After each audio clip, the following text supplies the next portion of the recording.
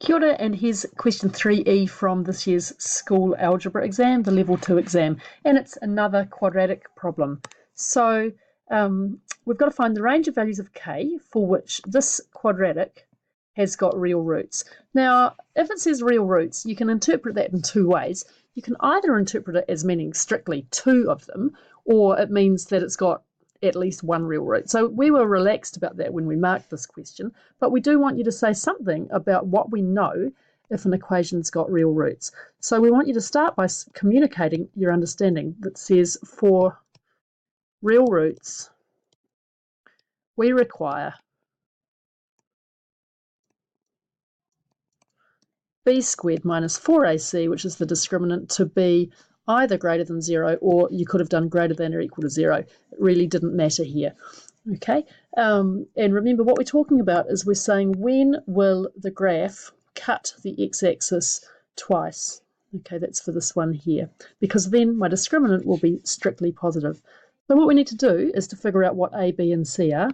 So a is equal to k, b is equal to k plus 3, and c is equal to k. Now you don't have to do that step, but it's going to cut down small algebraic errors, which will put you wrong.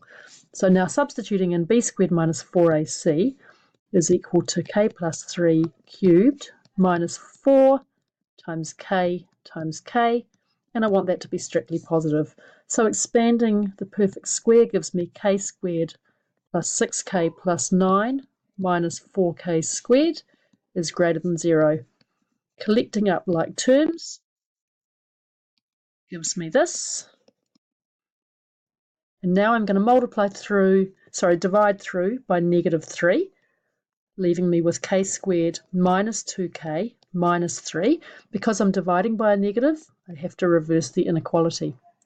This is easy to factorise, and it will factorise like this. K minus 3 times k plus 1 is strictly negative.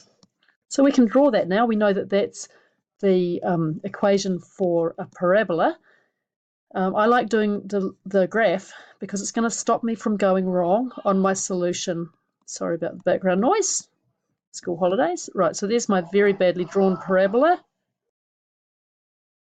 Okay, and so you can see from there that the values we want are these ones in here between, but not including, negative 1 and positive 3. So my final answer is negative 1 is less than k is less than 3.